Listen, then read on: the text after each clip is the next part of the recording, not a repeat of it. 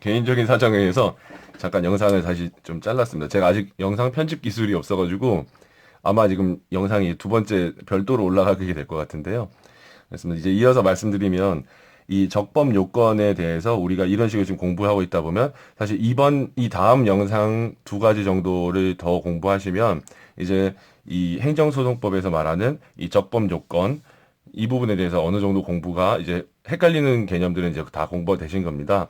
그러니까 그 이외의 나머지 부분들은 여러분들이 혼자 책을 읽으시면서 공부를 하시면 되는데요.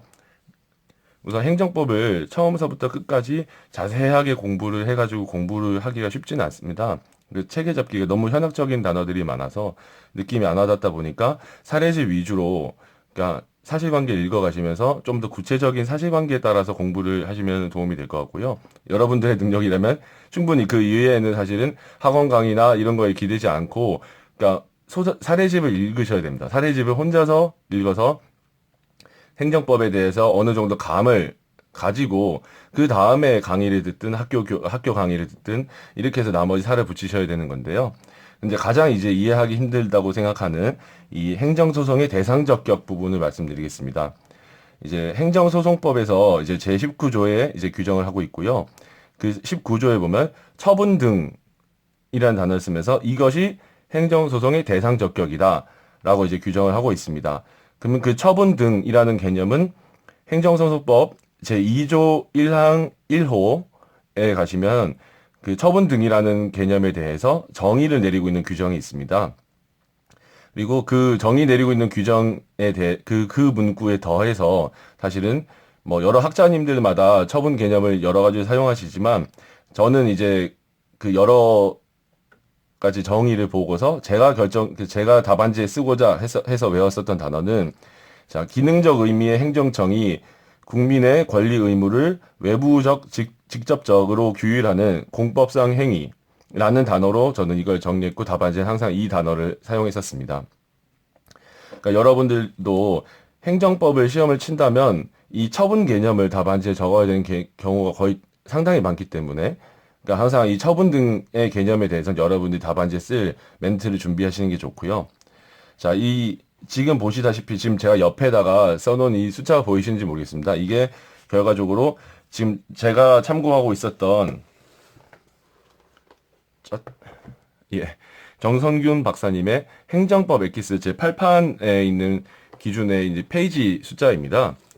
근데 지금 보시다시피 378, 85, 48 쭉 해가지고 여러 가지 이제 페이지들이 나오는 것처럼 이 행정법 전반에 걸쳐서 이 처분 개념에 대해서 정말 산재돼서 그러니까 서술이 되어 있습니다. 그러니까 이 중간중간에 페이지가 지금 숫자들이 건너뛰고 있을 텐데 이 사이들에 그러면 뭐가 들어가 있냐 했을 때는 이 사이에는 대상적격, 즉 처분에 대한 개념에 포섭이 되는 내용들이 아니라 뭐 본안 판단에 들어가야 되는 내용도 거기에 들어가 있고 뭐 원고적격 얘기도 이 사이에 들어가 있고 이런 식으로 행정법 전반적으로 그러니까 마구잡이로 섞여 있습니다. 하다 보니까 앞부분부터 공부를 했을 때 이런 것들의 체계를 못 잡고 그래서 그런 측면에서 제가 이제 말씀을 드리는 거고요. 특히나 이 처분 등은 뭐 역시나 이게 따로 설명을 안 드리면 헷갈릴 수 있는 부분인 것 같고요. 그렇습니다. 그래서 우리가 아까 항상 이 행정법을 공부할 때 어렵다고 하는 게 행정소송법에서는 단 한 번도 행정행위라는 단어를 쓰지 않습니다. 행정소송법에서는 처분 그리고 처분 등이라는 단어만 사용하지 행정행위라는 단어는 단 한 번도 쓰지 않습니다. 하지만 그 행정법 학계에서는 이 행정행위라는 단어를 기존에 써왔습니다. 그리고 이제 독일에서부터 써왔겠죠. 그러다 보니까 그렇죠. 이거 교수님들이 보실 일은 없으니까. 근데 도무지 왜 이걸 배워야 되는지 사실 잘 모르겠습니다만 하지만 우리 수험생인 입장에서 우리 답안지는 교수님들이 채점해 주시기 때문에 자, 그러니까 강학상, 이 학계에서 말하는 행정행위라는 개념이 있고, 그리고 행정소송법상의 처분 등이라는 개념이 이것이 같은 개념이냐 다른 개념이냐에 대해서 일원설, 이원설 이런 뭐 논의들이 있는데 현재는 일원설로 지금 정리가 돼가고 있는 방향입니다. 우리나라 판례도 그렇고 역시나 그게 타당하다고 이제 검토를 하시면 되는데요. 예정 교과서들 보면 이 부분이 엄청 많이 기술돼 있지만 실제로 사례집을 위주로 보시면 아시겠지만 이 부분에 대해서 사례집에 사실은 쓸 일이 없습니다. 그러니까 뭐 가끔씩 뭐 소위 말 비권력적 사실 행위가 뭐 사례로 출제됐을 때 그때만 조금 한 몇 줄, 한 두세 줄 쓰게 되지, 사실 그 이외의 경우에 사실 한 줄 정도 쓰는 정도 이게 됩니다. 하다 보니까 그 부분에 대해서 이 처분과 행정행위 개념에 대해서 행정법 앞부분에서 길게 서술되어 있는 부분이 있다면 여러분들이 조금 그 강약을 좀 두셔서 공부하셔야 되겠고요. 이 밑에 있는 것들이 결과적으로 개별적으로 우리가 처분이라고 하는 개념에 해당되는 것들입니다. 근데 이 부분들을, 그러니까 뭐 제가 일일이 다 설명을 드리는 것보다도 여러분들이 그 해당 부분 페이지를 보시고 그러니까 정의를 읽어보시고 거기에 대한 이제 판례들을 읽어보시면서 아, 이게 이런 개념이구나라고 개념을 잡고 넘어가시길 바라겠고요. 그러니까 그 부분을 디테일하게 처음부터 끝까지 다 모든 걸 다 정독하겠다라고 하신다면 사실은 그러니까 큰 줄기를 잡기가 어렵습니다. 그러니까 이 각 개념들만 발췌해가지고 개념들을 이제 읽어보시고 그러면 이제 그 개념들 사이에서 뭐가 조금씩 다르다는 그 감을 이제 익히실 수가 있는데요. 그렇게 해서 이제 그러니까 개념에 대한 감을 익히시는 게 중요하다 생각을 하고요. 그러다 보니까 죄송합니다. 만약에 이 제가 지금 참고하고 있는 그 책과 같은 책을 참고하신다면 이 옆에 있는 페이지 지금 숫자를 참고해서 하셔서 공부하시면 되는데, 그러니까 이 책이 없다라고 하시는 분들은 제가 말씀드린 대로 행정법의 뭐 교수님들 교과서 같은 경우에는 책 뒤편에 그 이제 단어 색인 뭐 인덱스 이런 것들이 있습니다. 그러니까 그런 것들을 가지고서 예를 들어서 지금 제가 이게 밑줄 쳐드린 뭐 신고, 등록, 사전 결정 이런 단어들을 그 단어 색인을 통해서 페이지를 찾아가셔가지고 딱 신고의 개념, 등록의 개념 이런 식으로 개념들만 쭉 한 1시간 정도면은 충분히 다 보실 수가 있습니다. 그러니까 발췌독해서 그 개념들만 한번 쭉 읽어보시고 아, 이런 것들이 이제 문제가 되는구나라는 걸 이제 익히시면 되겠고요. 사실은 행정법 전반적으로 이거 외에도 처분성이 문제되는 경우는 상당히 많습니다. 하지만 지금 여기에서 지금 제가 지금 표시해 놓은 이런 단어들을 우선 공부하시는 게 좋은 게, 예를 들어서 뭐 공부하시다 보면은 여기 뭐 보시다시피 뭐 공증, 통지, 수리, 확인, 뭐 내지는 뭐 대리 등등등등등, 그러니까 여러 가지 개념들이 참 많은데요. 그런 개념들도 역시나 뭐 연역적으로 뭐 독일에서 뭐 논의가 되어 왔었던 뭐 대학자들이 논의했기 때문에 뭐 관행적으로 교과서에 들어가 있지만 그런 것들이 실제로 사례화돼서 우리 시험에 출제되지도 않고 사실 이건 거의 객관식도 나오지가 않습니다. 그러니까 이런 개념들이 상당히 앞에 많이 있다 보니까 더 헷갈리게 되는데요. 그러다 보니까 그 지금 제가 여기 영상에 지금 있는 이 단어들만이라도 여러분들이 직접 찾아보셔가지고 개념을 이제 좀 구별해서 익혀 놓으시면은 상당히 도움이 되실 겁니다. 그래서 기본적으로 그 추가적으로 좀 더 설명을 드리고자 한다면은 이제 우리가 보다 보면은 그러니까 행정법에서 하명이라는 단어가 나올 때가 있습니다. 그 개념은 그러니까 행정청이 국민을 상대로 어떠한 행위를 하해라 아니면 하지 말아라 하는 이런 의무를 이제 부과하는 것을 행정청이 그런 명령을 내린다면은 그것의 성질을 우리가 강학상 하명이라고 부릅니다. 근데 그 하명이 어디서 문제가 되느냐? 그러니까 이 개념을 그러니까 설명드리기 위해서 말씀드린 건데요. 우리가 어떤 행정행위를 할 때 예를 들어서 뭐 주유소 잘못 썼네요. 주유소를 뭐 설립하는 것에 대해서 뭐 허가를 해준다라고 했을 때 이런 허가라는 이제 주된 행정행위, 메인이 되는 행정행위 내지는 메인이 되는 처분이 있을 때 이런 행정행위에 이제 추가적으로 어떠한 우리가 말하는 그러니까 옵션을 달 수가 있습니다. 이런 옵션을 단다고 했을 때 행정청이 이 주유소를 허가하는 대신에 뭐 주유소 앞에 있는 너의 땅 중에 일부를 그 공익을 위해서 기부 체납해라 라는지 뭐 이런 류의 그 각종 이제 옵션을 달 수가 있게 되는데요. 그 옵션이 이제 부관이라는 단어로 이제 우리는 공부를 하게 되겠고요. 부관에는 여러 가지들이 종류가 유형이 있는데 그 중에 한 유형 하위 개념으로서 부담이라는 개념이 있습니다. 근데 이 부담이라는 개념을 사실 뜯어보고 나면은 결국에 이 부담이라는 개념이 우리가 또 다른 페이지에서 말하는 하명이라는 개념과 이제 일치하게 됩니다.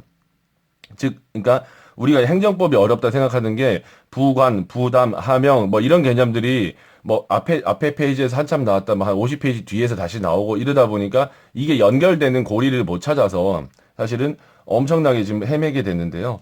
그러니까 그러다 보니까 이게 이제 하나의 이제 예로 말씀드렸습니다. 그러다 보니까 이번 기회에 여러분들께서 계속 반복적으로 말씀드려서 죄송합니다. 그러니까 이번 기회에 여러분들께서 귀찮더라도 꼭 단어 세기를 이용해서 여기 있는 개념만 딱 정의 하나씩만 읽으시면은 뭐 1시간이면 되니까 그 각 개념들 익혀보시길 바라겠고요. 이제 우리가 그 조금 헷갈리실 수 있는 개념 중에는 예를 들어서 뭐 우리가 그 법률 행위라는 단어가 있고 사실 행위라는 단어가 있지 않습니까? 그래서 근데 그 이제 법률 행위, 권리 의무에 영향이 있는 그 법률 행위 말고 이제 우리가 사실 행위라고 한다 했을 때 이게 권력적 사실 행위, 비권력적 사실 행위 이런 단어가 나옵니다. 용어가 많이 좀 낯설어서 그러니까 감이 많이 안 오실 것 같아서 설명을 드리자면 권력적 사실 행위는 국민이 행정청이 하는 행위 자체가 뭐 권리 의무에 영향을 주는 것들이 아니라 그러니까 어디까지나 법률 행위, 민법에서 말하는 법률 행위가 아니라 그냥 뭐 몸을 움직이는 사실 뭐 사실상의 그러니까 사실상 행위랄까요? 의사 표시가 들어가 있지 않은 그냥 말 그대로 그냥 의사 표시가 들어가 있지 않은 사실 행위인데 그 사실 행위에 의해서 그 사실 행위에 따라서 결국에 국민의 권리 의무가 어느 정도 강제적으로 영향을 받게 되는 경우 예를 들자면은 그러니까 교도소장이 그러니까 서신을 편지를 주고받는 편지에 대해서 내용을 검열하는 그런 제도의 경우에는 그러니까 교도소장이 편지를 뜯어서 그 내용을 읽어보는 행위는 뭐 어떤 의사 표시가 들어있거나 그런 법률 행위가 아닙니다. 하다 보니까 그건 법률 행위가 아니라 우리가 사실 행위라는 개념으로 포섭을 하게 되는데 그러한 사실 행위가 이제 뭐 재소자는 거기에 대해서 내 편지 뜯어보지 말아라 라고 할지언정 그러니까 교도소장이 강제적으로 그 편지를 뜯어보기 때문에 국민은 그러니까 재소자는 그것을 수인할 수밖에 없습니다. 현행법상. 하다 보니 그런 개념이 이제 권력적 사실행위, 내가 수인할 수밖에 없는 것들. 근데 그거에 이제 반대되는 개념이라면은, 그래서 행정지도에서 행정청에 이제 공무원이 예를 들어서 나와서 그냥 뭐 밥 먹다가 음식점에서 가서 근처에 밥 먹다가 그냥 그니까 그 음식점 아저씨한테 그래서 이 물컵 이런 거 쓰지 마시려고 이런 거 쓰시는 건 어때요? 라고 이제 뭐 만약 얘기를 했다. 라고 했을 때 그런 얘기 듣지 않는다 해가지고 어떤 불이익이 가해지거나 그러지 않기 때문에 어디까지나 국민이 선택해서 그것을 받아들일지 말지 뭐 행정청의 의견을 받아들일지 말지 선택할 수 있다는 의미에서 비권력적이라는 단어를 쓴 겁니다. 그리고 이제 이런 사실행위에 대해서 원칙적인 처분성이 부정이 됩니다. 그래서 이런 것들은 여기서 말하는 쭉 나와 있는 것들이 이런 것들이 행정법 앞부분에서 이런 것들이 행정행위의 유형이다. 라고 이제 설명을 하면서 항상 거기 뒤에 처분성이 인정되느냐 이런 목차들을 잡아놓게 되는데요. 결국 그게 제일 뒤에 행정소송법에 가면은 결국 행정소송의 대상이 되느냐. 그래서 만약에 그 처분성이 인정이 되지 않는 그런 유의 행정행위들, 그러니까 처분성이 인정되지 않는다면 그런 애들은 이제 행정소송의 대상 적격이 인정되지 않기 때문에 결과적으로 본안 판단에 들어갈 필요도 없이 그냥 본안전에서 소송 요건을 구비하지 못해서 그냥 본안 판단에 들어가지도 않고 그냥 각하 결정이 나게 되는 겁니다.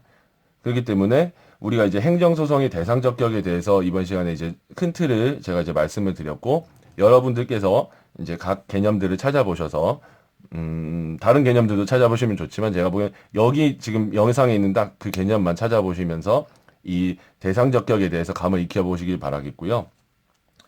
그러니까 네 그리고 이제 우리가 이전에 올렸었던 영상 뜬금없이 이렇게 좀 순서가 바뀌었었지만 이 행정심판을 거친 경우에 원처분주의 행정심판을 거침으로써 재결이라는 결정이 났을 때 그 행정심판위원회 그 재결이라는 결정이 난 경우에 있어서 과연 행정소송에서는 그 재결을 대상 적격으로 삼아야 될 것이냐 아니면 그 행정심판 있기 이전에 처음에 행정청이 발급했었던 원행정처분이 대상이 될 것이냐 이런 논의를 제가 앞부분 영상에서 했었는데 그 부분을 참고해 주시고요. 그리고 이제 이 다음 영상에서는 결국에 이런 류의 행정행위의 발급을 국민이 뭐 신청을 했거나 이랬을 때 근데 신청하는 것에 대해서 그 행정청이 그것을 거부한 경우 그러니까 그 거부한 것이 결국에 이제 처분성이 인정될 것이냐 거부한 경우 거부한 것을 처분이라고 해서 우리가 그것을 행정소송의 대상으로 삼을 수 있을 것이냐, 이 부분에 대해서는 이 바로 직후에 이어지는 영상에서 사례로서 한번 보여드릴 수 있도록 하겠습니다. 간단한 얘기들 말이 길었지만요.